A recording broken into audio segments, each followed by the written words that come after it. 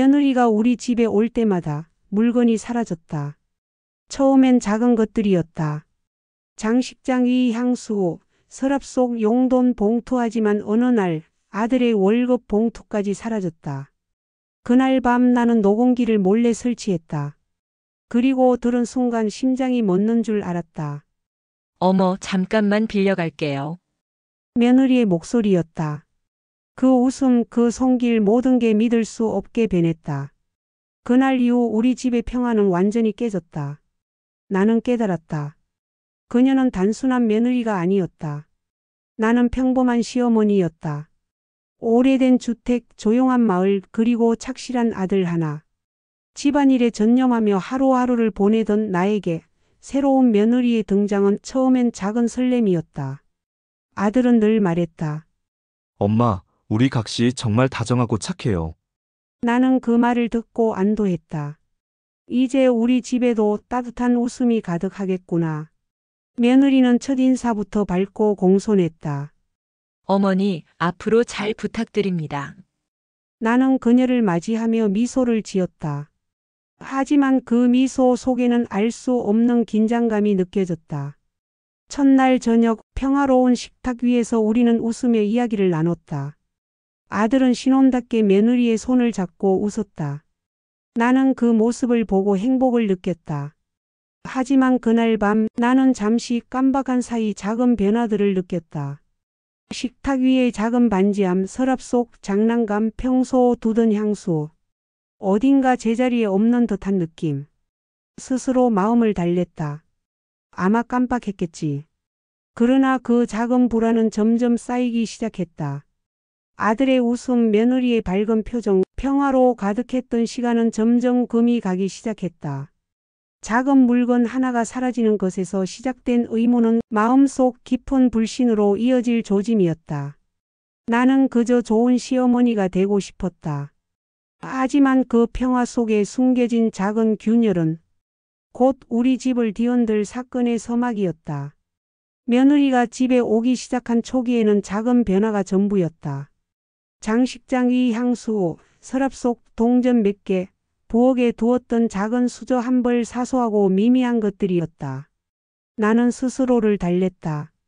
그러나 어느 날 아들이 봉투를 열어 현금을 꺼내던 순간 월급 봉투가 사라진 것을 처음 알게 되었다. 처음에는 깜빡 잊었나 생각했다. 그러나 같은 일이 반복되면서 그 생각은 설득력을 잃었다. 책상 서랍에 두었던 액자, 평소 두던 반지도 며느리가 다녀간 후에는 제자리에 없었다. 손끝이 닿는 곳마다 남겨진 흔적 없는 공간들이 내 마음을 흔들었다. 집안의 공기는 조금씩 달라졌다. 며느리는 항상 밝고 친절했지만 그 웃음 속에는 무언가 숨겨진 긴장감이 있었다. 밤마다 서랍을 확인했지만 아무것도 발견하지 못했다. 발견하지 못했기에 더 괴로웠다. 나는 마음속으로 깨달았다. 단순한 실수가 아니었다. 작은 사건들이 반복되면서 의심은 점점 내 마음속에 뿌리를 내렸다. 평화롭던 집안의 공기가 무겁게 가라앉기 시작했다. 의심은 점점 그림자를 드리웠다. 며느리가 다녀간 뒤 집안 곳곳을 살펴볼 때마다 나는 작은 변화를 놓치지 않으려 애썼다. 식탁 위 향수, 서랍 속 장신구, 장롱 안 봉투까지 전부 내 눈과 손끝에 기억되어야 했다. 며느리는 여전히 밝고 공손했다. 하지만 그 웃음은 더 이상 순수하지 않았다. 나는 그녀를 바라볼 때마다 마음 한켠이 움찔했다. 그 미소 뒤에 숨겨진 것이 무엇인지 알 수 없었다. 어느 날 일부러 장롱 속 봉투에 현금을 넣는 척했다. 며느리는 손끝이 봉투를 스치며 잠시 머물렀다. 나는 심장이 요동쳤다. 밤이 되자 불안은 증폭되었다. 손끝이 닿는 순간마다 의심은 현실이 되었다. 장식장 향수, 화장대 반지, 장롱 속 봉투. 모든 작은 사건이 내 마음속 공포와 불신을 키웠다. 나는 스스로에게 묻곤 했다. 정말 내가 예민한 걸까? 아니면 정말 며느리가 하지만 마음 깊은 곳에서는 이미 알고 있었다. 누군가 내 집과 평화를 침범하고 있다는 사실을. 결국 녹음기와 작은 카메라를 설치했다. 며느리가 집에 올 때마다 손끝 하나, 눈빛 하나, 작은 행동까지 놓치지 않고 기록했다. 그 과정은 마음을 더욱 불안하게 만들었지만 가족을 지키기 위해 피할 수 없는 선택이었다. 며느리가 집에 들어섰다.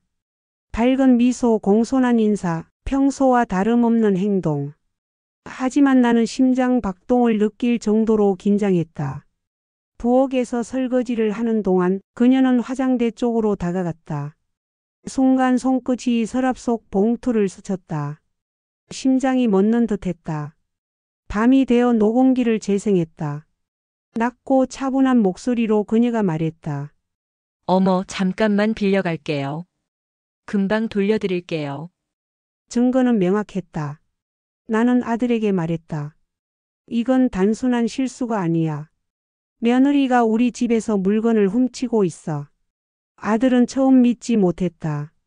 엄마, 그럴 리가 없어요. 우리 아내가 왜 그런 짓을... 나는 다음 날 녹음기와 카메라 화면을 보여주었다. 그녀의 얼굴이 창백하게 질렸다.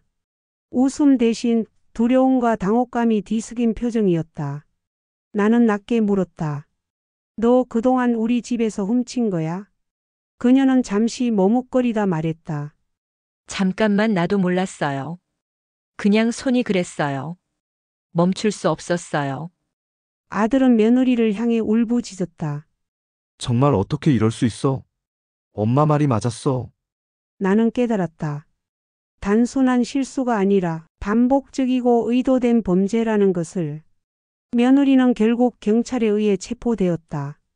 아들은 마지막까지 그녀를 붙잡으려 했지만 나는 단호히 말했다. 이건 가족의 문제가 아니라 범죄의 문제야. 집안은 묘한 공기로 가득했다. 웃음과 평화는 사라지고 남은 것은 침묵과 배신감뿐이었다. 며느리의 행동은 단순한 실수가 아니었다. 반복적이고 의도적이었다. 나는 깊이 숨을 들이켰다. 분노와 배신감, 슬픔이 몰려왔지만 마음 한켠에는 안도감도 있었다. 적어도 이제 진실은 드러났고 숨겨진 위협은 사라졌다. 아들은 힘없이 머리를 떨구었다. 엄마 말이 맞았어요. 믿고 싶지 않았는데. 나는 그의 어깨를 토닥이며 말했다. 믿음은 소중하지만 때로는 경계가 필요하다. 누구를 믿던 스스로를 지킬 방법을 잊지 말아야 해. 며느리의 몰락은 냉정했다. 법의 판단과 증거가 모든 것을 말해주었고 가족의 신뢰는 회복 불가능하게 훼손되었다. 나는 깊이 숨을 들이켜 마음을 가다듬었다.